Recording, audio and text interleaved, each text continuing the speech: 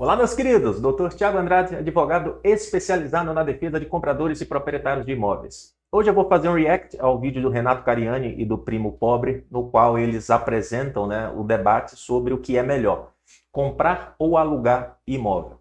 Já deixo claro que eu vou fazer a minha análise com base na minha experiência defendendo compradores endividados com financiamentos perante incorporadoras e instituições financeiras.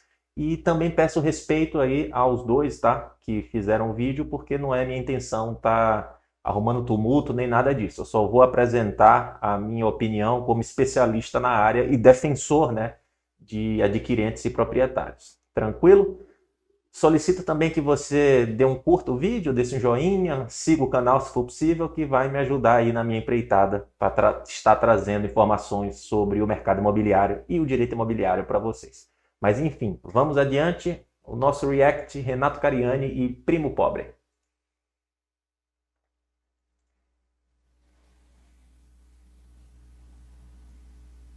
Outra pergunta polêmica. Só um detalhe, coloquei o vídeo, porque ele é um pouco longo, para o vídeo aqui não ficar muito comprido, coloquei na velocidade 1.25. Tranquilo? Mas se vocês tiverem, eu recomendo, se vocês tiverem curiosidade, quiserem assistir na velocidade normal, pode ir lá no canal do Renato Cariani e assistir por lá. Ui!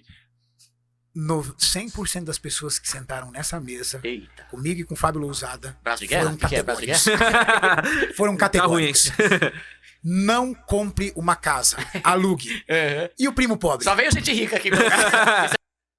Eu achei interessante essa observação do Cariani, porque não existe uma resposta correta se é melhor comprar ou alugar, tá? Vamos partir primeiro dessa premissa, porque comprar ou alugar, você não é uma equação matemática que admite apenas um resultado. Você tem que analisar todos os fatores, principalmente o perfil, da pessoa, tanto a título de perfil pessoal e perfil de investidor. Então, quando você vai em qualquer empresa, banco, a primeira coisa que eles tentam traçar é o seu perfil para que eles possam apresentar produtos e resultados que estejam de acordo com as suas convicções pessoais e seu perfil de administrador e investidor.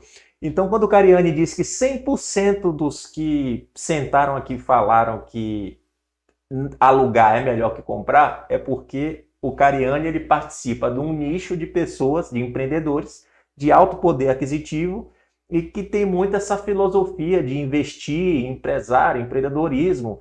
Então, partindo dessa premissa, realmente é difícil, tá? Uma pessoa que compartilha do mesmo drive mental do tipo de pessoa como o Cariani, dos empresários que ele tem acesso, chegar lá e defender, que a aquisição do imóvel é melhor.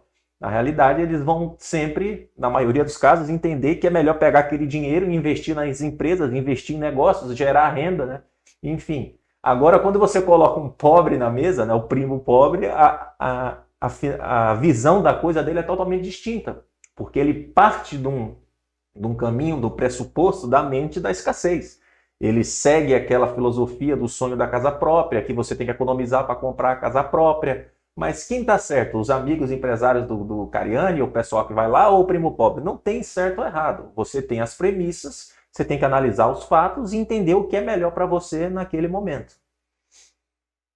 O que o pobre tem que fazer? O pobre tem que comprar uma casa? Isso é uma dúvida eterna do Maurício. É uma discussão minha eterna com o Maurício. Financia ou aluga? Compra.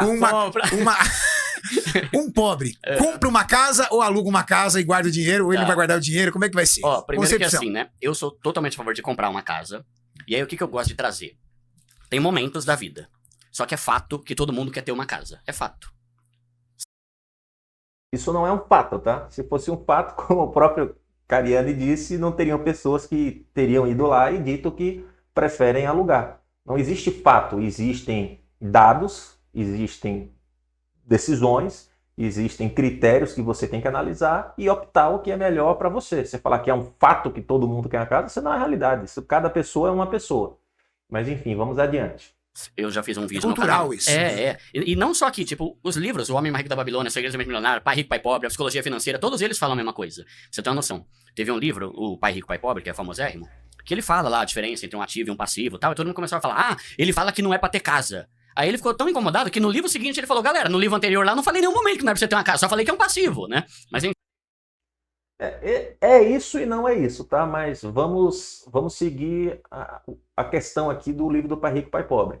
O livro do Pai Rico, Pai Pobre, ele meio que ensina a você ter aquela mente, né, a filosofia de vida dos amigos ali do Cariani que foram lá e disseram que você deve alugar e não comprar. Então ele vai classificar os seus bens de acordo com ativo ou com passivo, o que é normal, isso é uma classificação da própria contabilidade. Ele diz que se você vai adquirir um imóvel para você residir e você vai entrar numa dívida para comprar aquele imóvel ele é um passivo. Do ponto de vista da contabilidade, aquele imóvel é um ativo imobilizado, mas aqui do ponto de vista financeiro do empreendedorismo e de filosofia de vida, aquilo é um passivo, certo? Porque passivo no sentido de que aquilo não vai te gerar uma renda, o que não te gera renda e te gera despesa e custo dentro da sua equação financeira é um passivo. Aí ele diz, eu não estou dizendo que é para você não comprar imóvel, eu estou dizendo que o imóvel nessa situação vai ser um passivo, mas eu estou dizendo para você não comprar passivo. Então, obviamente, o que ele está dizendo? Não compra imóvel. Mas ele não está dizendo isso como uma regra filosofal. Ele só está dizendo que se você comprar, saiba que você está comprando um passivo. Mas um imóvel sempre vai ser um passivo? Não. Se eu comprar um imóvel a título de investimento para revender no futuro, ou colocar aquilo como um ativo para que gere receita de aluguel, aquilo não vai ser um passivo. Então, o imóvel ele vai ter a natureza de ativo ou passivo, a depender da forma que você está adquirindo e como que você está utilizando aquele bem imóvel. Enfim, mas o raciocínio dele sobre o que o pai rico, pai pobre disse não está correto. Ele só não afirmou porque, como eu disse aqui, não existe uma resposta certeira e lúdica e que vai apresentar todas as soluções para a questão do mercado imobiliário. Enfim, todo especialista ou 90% das pessoas que falam que alugar é melhor também tem casa. Então aí já começa algum ponto estranho. Caramba, tá tudo... Também não é a realidade, né? Você fala que 90% dos especialistas, não sei, você fez uma pesquisa nesse sentido para dizer, porque, na minha opinião, não está de acordo com os especialistas que eu acompanho e muitas pessoas e muitos investidores, não sei de onde ele tirou esses 90%, mas nunca vi essa estatística. Agora, se você está inventando estatística, tudo bem. Agora, na minha opinião, essa estatística não é real, tá? Falando que é melhor lugar, quando enriquece mais... Vem comigo, vem cá que eu tô sozinho aqui, contra 2 leões aqui. Não, mas eu tô brincando. Tem momentos que eu acho legal o aluguel. Só que aí lembra do que eu falei, meu público é pobre. O cara chega e fala assim, cara... Isso é uma coisa importante, tá? Essa questão do público. Sempre que você vai ouvir uma opinião referente a qualquer tema, você tem que entender que aquela pessoa que está te passando a informação, ela tem uma opção. Ela pode falar o que o público quer ouvir ou ela pode falar a verdade. O primo pobre, o público dele é público de pessoas pobres, no qual ele vende a filosofia de que adquirir imóveis é a melhor coisa da vida. É a mesma coisa que você chegar para uma pessoa que vende consórcios para adquirir imóvel. Aí você vai chegar para ele e perguntar o que é melhor, o consórcio ou o financiamento? É óbvio que ele vai dizer que é o consórcio, porque existe uma dissonância cognitiva dessas pessoas em defender aquilo que eles vendem. Eles são os vendedores e querem vender um produto. Então, tudo que o primo pobre falar aqui, ele vai falar no sentido de defender a ideologia dele, mas não significa que está certo e não significa que também está errado. Não tiro a razão dele. Ele tem um público, ele tem um canal no YouTube e seria no mínimo incongruente. Ele tem um canal que vende essa ideia, né, de que financiar é melhor e ele falar alguma coisa contrária nisso. Mas quando você recebe a informação, você tem que ter noção de que essa informação não é uma informação isenta e parcial. Você está defendendo uma pessoa que... Você está recebendo a informação de uma pessoa que está defendendo um ponto de vista. E o ponto de vista dele é que você tem que comprar imóvel e entrar em dívida imobiliária, porque isso é melhor que aluguel. Mas, obviamente, que esse resumo que ele traz aí não está de acordo com a realidade. É muito melhor você alugar do que você comprar. Pensa comigo. Você tem R$1 milhão. Acabou. Já não vale mais 99% do Brasil. Entende? Você não pode ter isso como uma premissa verdadeira, porque ainda que você tenha R$1 milhão, ainda que você tenha R$30 mil, ainda que você tenha R$10 mil, não significa que você não vai fazer uma análise do custo de oportunidade daquela aquisição do imóvel. Você, independente do valor, o que só muda é a base de cálculo. Negócio é negócio. Você sempre tem que fazer a verificação do custo de oportunidade de você colocar um dinheiro no imóvel, seja um imóvel de 1 milhão, seja um imóvel de 5 milhões, seja um imóvel de 100 milhões. Então, não siga isso aqui que ele está dizendo.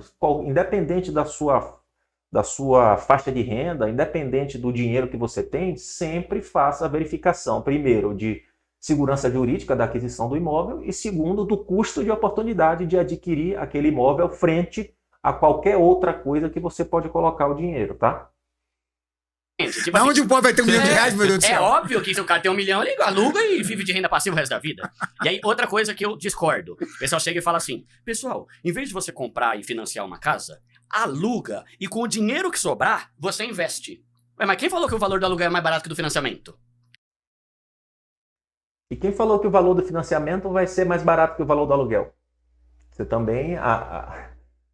esse argumento dele eu vou mostrar mais à frente aqui, mas também não tem lógica nenhuma, tá? Entende? Porque aí, pega o exemplo de rico, muitas vezes vai ser. Só que se você é pobre, você tem o plano Minha Casa Minha Vida do governo, que ele reduz os juros ali de 11% para 4,5%. Esses juros não é fixo como ele está falando, tá? Os juros dos financiamentos imobiliários, eles acompanham a situação política e econômica do país. Pode ser que no momento quando ele financiou, a taxa de juros estava mais favorável e ele conseguiu pegar uns juros de 4,5% ali no financiamento dele. Mas não significa que você vai hoje na Caixa Econômica e vai achar esses mesmos juros. Eu tenho um contrato aqui de Minha Casa Minha Vida que os juros é 7,5%, 8%, 6,8%. Isso varia de acordo com o mês da contratação, certo? Então, você não pode partir da sua premissa que você vai fazer um cálculo que o juro será 4,5%. Isso não existe. Vou dar o meu exemplo. Eu moro num apartamento em Osasco, pequenininho, mas é velho, mas tá pago, né? É meu, né? Cara, o valor da minha parcela lá começou 1.300 e reduzia um pouco todo mês. O valor para alugar o mesmo apartamento, do mesmo prédio que eu morava era 1.700. Então... Certo. Se ele disse que a parcela dele reduzia todo mês, isso só tem duas possibilidades de acontecer. Uma, o sistema de amortização dele era o SAC, né, o sistema de amortização constante, que você paga mais juros no início e menos juros ao final, e sua parcela reduz todo mês, ou a parcela reduzia porque ele amortizava. Tudo bem. O valor da parcela dele, existe uma série de fatores que vai interferir nessa questão da fixação do valor da parcela. Porque, por exemplo, você vê que todo momento que o primo pobre ele fala sobre essa questão do financiamento da parcela, ele fala no sentido que só existe uma obrigação, né? Como se fosse a parcela e juros. E, obviamente, não. Primeiro, você tem um contrato perante a construtora e a incorporadora. Você não financia 100% do imóvel. Então, se a parcela dele era 1.300, quanto que ele pagou de sinal do imóvel, quanto que ele pagou de comissão de corretagem e quanto que ele pagou de parcelas diretamente à construtora incorporadora, além das parcelas do financiamento. Porque o programa Minha Casa Minha Vida ele funciona da seguinte forma. Se você vai adquirir o imóvel na planta, você tem a obrigação perante a construtora, porque você não financia 100% do imóvel, você vai ter que dar um sinal e pagar parcelas para a construtora. Paralelamente a isso, você vai ter que pagar juros de obra, tá?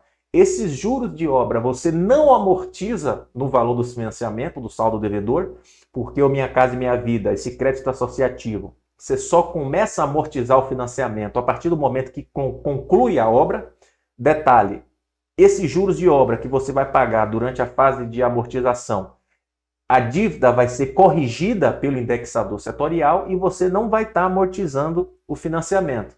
Ele levou em consideração todos esses valores que foram desembolsados inicialmente para fazer esse comparativo do valor do aluguel com a parcela do financiamento dele?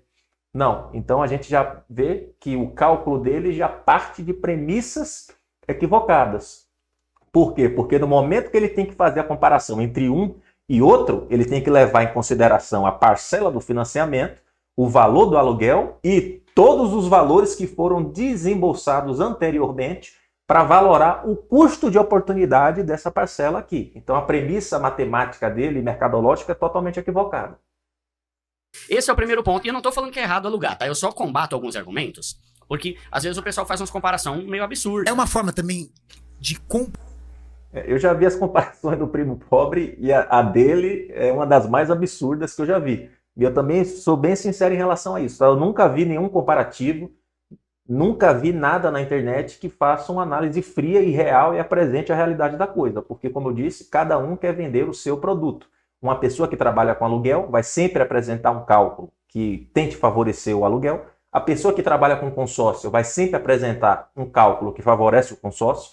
O corretor de imóveis vai sempre apresentar um cálculo que favorece a aquisição do imóvel e o primo pobre vai sempre apresentar um cálculo que favorece a ideologia dele, que é comprar imóvel entrando em dívida. Quem está certo e quem está errado? Não tem certo e não tem errado. Agora você tem que saber filtrar o que você recebe de informação.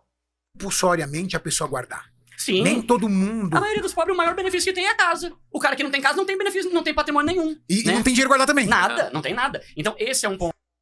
Isso aqui eles entram, vou antecipar um pouquinho o vídeo para não ficar muito longo o vídeo aqui, mas ele entra no critério de fator pessoal. Se você economiza, se você é gastador, se você é investidor, se você é aquela pessoa que gosta de viver do salário e quer ter sua casinha. Eu não posso utilizar aspectos pessoais sobre comportamento humano para tomar uma decisão do que é melhor entre comprar e alugar. Eu preciso utilizar dados, critérios científicos e matemáticos e visualizar o custo de oportunidade da coisa. Eu não posso utilizar a filosofia pessoal de vida de uma pessoa para dizer se é melhor alugar ou se é melhor comprar. Mas isso aqui, do ponto de vista fático, sim, tem pessoas que gostam e preferem ter uma dívida para pagar, porque se não tiver uma dívida, eles vão gastar o dinheiro com bobagem. Isso aqui não deixa de ser verdade. Ponto também.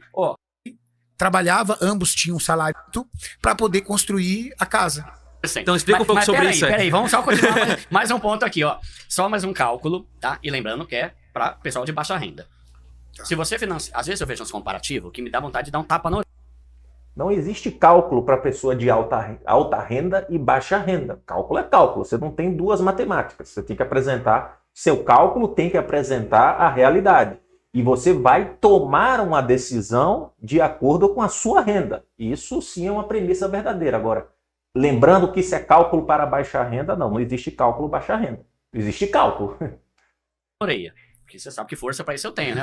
Eu pensei que a gente ia falar de fisiculturismo, meu, cara. Ó, chegou a segurança aqui. Tá forte. Ele tá aqui pra te defender. Ó, o cara chega e fala assim: eu vou te mostrar como financiar é muito pior do que alugar. Aí embaixo vem escrito bem pequenininho assim: não vamos levar em conta o reajuste do aluguel. Pô, você tá me tirando, velho. Como você não...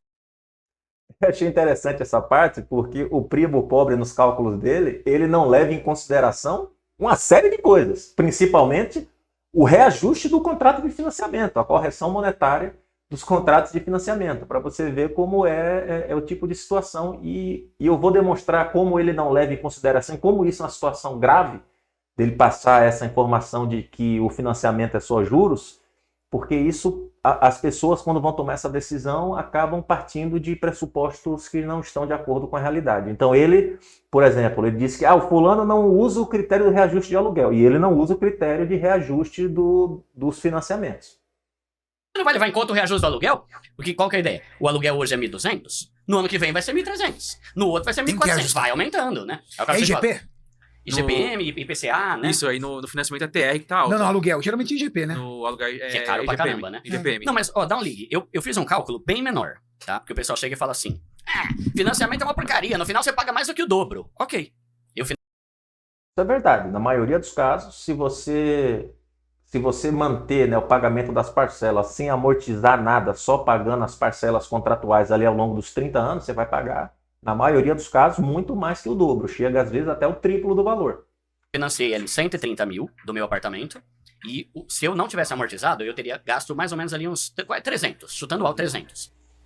Essa informação dele não está correta, porque eu não sei como que era o contrato dele, mas, a título de exemplo, durante a pandemia, se o contrato dele fosse vinculado ao IGPM, dando um exemplo, ou ao CDI, que são os dois índices mais utilizados pelas instituições financeiras. O IGPM, nos últimos 24 meses ali da pandemia, se não me engano, foi o ano de 2020, 2021, ele teve um acumulado de 40, o IGPDI teve um acumulado de quase 44%, eu acho que o IGPM chegou a 42%.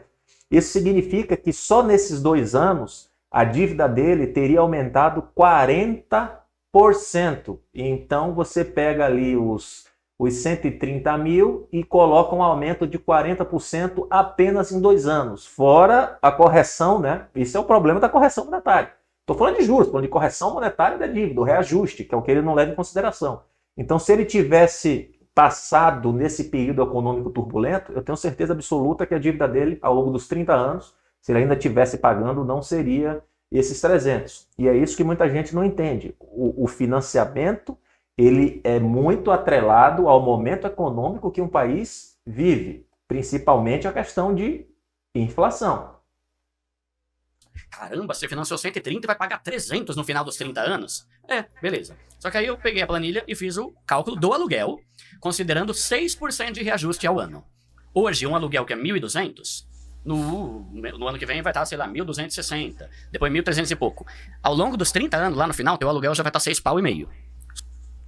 Aqui ele comete um erro assim que é de uma extrema gravidade e infelicidade, porque o aluguel ele não segue a forma de reajuste de um financiamento. O aluguel ele tem uma tutela específica que chama Lei do Inquilinato.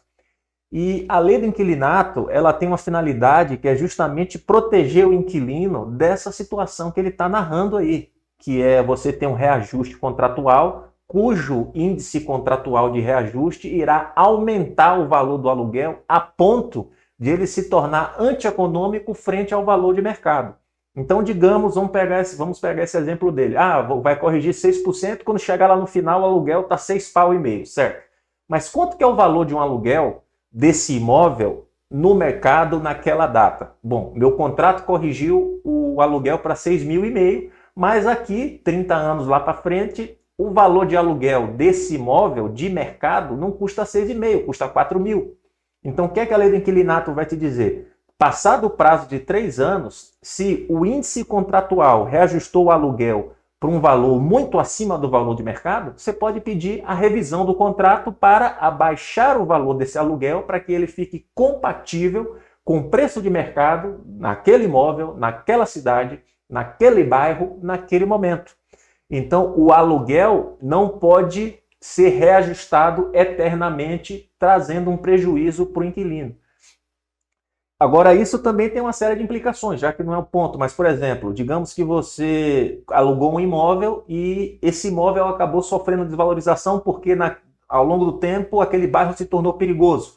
Você, inquilino, tem direito de pedir a redução do aluguel em decorrência da desvalorização imobiliária. Assim como o locador tem direito de pedir o aumento do aluguel porque houve uma valorização imobiliária muito grande daquela unidade. Por exemplo, construiu-se um shopping ali do lado do imóvel que você alugava.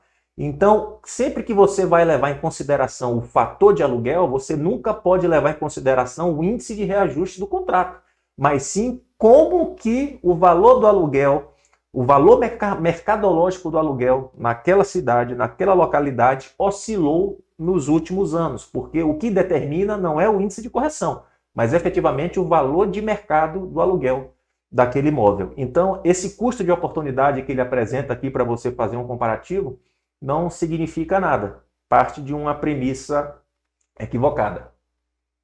Somando tudo que essa pessoa que alugou gastou ao longo de 30 anos, deu 1.180.000. E isso é matemática. Provavelmente esse cálculo dele aqui está totalmente equivocado, porque como eu falei, ele não leva em consideração, quando ele faz o comparativo, ele leva em consideração o reajuste de aluguel por um fator de correção monetária, mas ele nunca leva em consideração o reajuste do financiamento e a integralidade dos encargos do financiamento, porque financiamento não é só juros.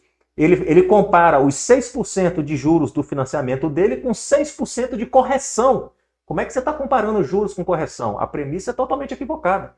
Quais que são os encargos de financiamento de um contrato? Você tem a correção monetária, geralmente o IGPM ou CDI, você tem os juros remuneratórios, você tem, na maioria dos casos, uma fração que é decorrente do seguro prestamista, e você ainda tem umas pequenas taxas administrativas. Então, os encargos financeiros do contrato de financiamento, para você comparar ele com aluguel, você tem que comparar a integralidade dos encargos. Então, exemplificando, hoje eu tenho defendido muitos compradores em relação a esses financiamentos do CDI, porque ali durante o governo Bolsonaro, uns anos atrás, a taxa Selic estava muito baixa, 3%, 3,5%, e o CDI é um índice vinculado à taxa Selic. Então, quando você calculava os encargos remuneratórios anuais vinculados à Selic, ficava abaixo de 10% ao ano.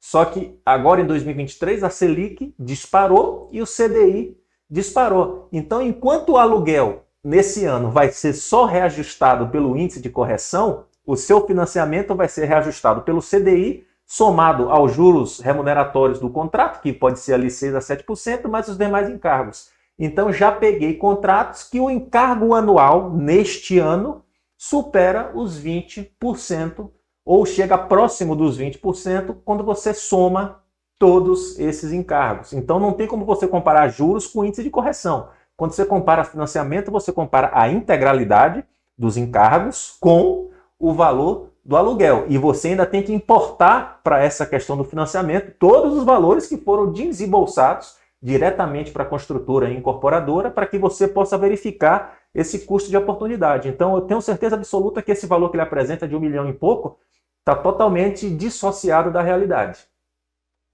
Não sou eu que estou aqui para provar o que é melhor ou pior. É só você pegar o valor do financiamento, que é 1.000, você vai somando 6%, 6%, 6% a cada ano, no final você soma tudo, vai dar mais de 1 milhão. Entendeu? 6%, só tem juros no financiamento? Não tem correção monetária? Não tem seguro prestamista? Não tem encargos administrativos? Hoje, nesse ano de 2022, 2023, as coisas que estão mais prejudicando os compradores é o índice de correção monetária dos contratos, IGPM e CDI. O problema não é os juros, o problema é a correção. Então, no cálculo dele, ele só usa juros, 6% de juros, certo? E o CDI, quem que vai pagar? E o IGPM, quem que vai pagar? Então, a premissa dele é equivocada. Financiei a minha casa, paguei menos do que 300 porque eu amortizei, mas mesmo que eu não tivesse, digamos que eu paguei 300. Paguei 300, mas no final a casa é minha. O cara que alugou não tem. Isso aqui ele falou uma verdade, tá? A casa, o bem imóvel que você financia, ele só se torna seu quando você quita. Enquanto o financiamento está em aberto, o imóvel é do banco, né? Então isso é uma premissa que eu vejo muita gente falar. A casa é minha. Não, a casa não é sua. É constituída uma alienação fiduciária, que é uma garantia da matrícula do imóvel. E quando você faz esse financiamento, o banco, a casa, o imóvel vai para o banco. E o banco só te devolve quando você quita a dívida. Então, isso aqui ele acertou. A casa é sua quando eu paguei. Se eu não paguei, a casa é do banco. Não tem nada. As casas de alto padrão, elas são casas que realmente, analisando a vantagem comercial, é muito mais vantajoso ter esse dinheiro numa aplicação que seja conservadora do que a alocação. Isso aqui o Cariani ele explica aquilo que ele disse no vídeo dele, né? Por que que grandes empresários que têm muito dinheiro preferem um aluguel frente a adquirir essas casas de luxo de 7, 8, 10 milhões. Eles fazem o cálculo do custo de oportunidade. Quanto dinheiro eu vou poder ganhar, por exemplo, pegando... Eles não comparam com aluguel, eles comparam com a vida que eles têm de empresários de alto poder aquisitivo. Olha, eu tenho aqui, eu vou pegar esses 7, 8 milhões e vou dar numa casa. Beleza, e se eu pegar esses 7, 8 milhões e abrir uma empresa, investir no meu negócio, fazer esse investimento, quanto que eu tenho de retorno aqui? E qual que é o retorno que eu vou ter imobilizando esse capital? Porque quando você compra um imóvel, esse capital fica imobilizado. Então, eles fazem o custo de oportunidade, eles calculam, eu vou pegar esses 7 milhões, eu vou alugar uma casa com o mesmo valor e vou, às vezes, tirar 2, 3, 4, 5, 10 vezes mais investindo. Então, eles preferem alugar. Mas é uma decisão correta ou errada? Não é. É questão de perfil, de investidor. Cada pessoa é uma pessoa. Mas eles partem das premissas corretas, até porque esse tipo de pessoa é assessorado por profissionais. Eles não partem das premissas que o primo pobre apresenta aqui, porque, como eu disse, essas premissas são equivocadas. Por exemplo, uma casa de 4 milhões. Eu vou adiantar aqui, porque o Cariani ele só repete essa questão aí, tá? Mora num bairro, por exemplo, de comunidade aqui em São Paulo, o cara vai pagar 600 pau de aluguel. Uma coisa que ele diz aqui que eu acabei pulando, né? Mas isso é verdade. Quanto mais caro o imóvel, a proporção, né, do valor do imóvel frente à porcentagem que o aluguel daquele imóvel representa, essa linha, essa equação, ela vai diminuindo. Quanto mais caro o imóvel, mais barato o aluguel proporcionalmente ao preço do imóvel. Então, um aluguel de um imóvel de 4 milhões é muito comum você conseguir por 12 mil, 15 mil, ou seja, menos de 0,5% do valor do imóvel. Agora, o aluguel da casa popular, do apartamento para o povão, que é o público aqui do primo pobre, esse aluguel ele geralmente chega a 1%, 1,2% do valor do imóvel. Isso é real, tá? E você tem que utilizar dessa premissa mesmo, como eu falei, você tem que levar em consideração o valor de mercado do aluguel. E um critério muito mais correto é você utilizar a proporção do aluguel, o reajuste do aluguel frente ao valor do imóvel, para você calcular esse custo de oportunidade, do que o critério que o primo pobre utiliza aqui do índice de correção monetária do aluguel. 500 pau de aluguel, 700 pau de aluguel, e aí se o cara for lá e comprar, muito bem de 20 metros.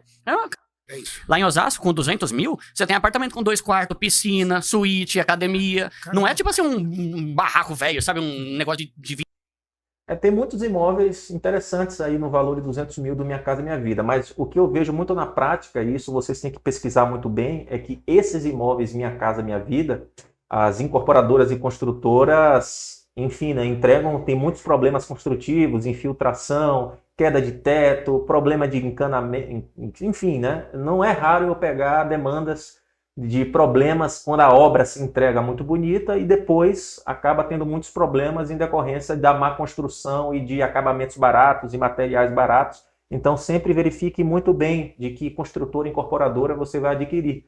Preferencialmente recomendo que você converse antes com quem já adquiriu esse tipo de imóvel dessa empresa. 20 metros. É uma casinha legal, tipo, aluga. A gente tem Comprando, que é né? muito psicológico. Isso até pra quem passou por planos econômicos, como o do Collor lá atrás, ele sente a necessidade de ter o carro porque o investimento dele fica ali receoso, muitas vezes da poupança. Traumático, porque né? Foi traumático. Então é que o jovem hoje ele quer experiência, muitas vezes ele não tá olhando isso porque nunca passou.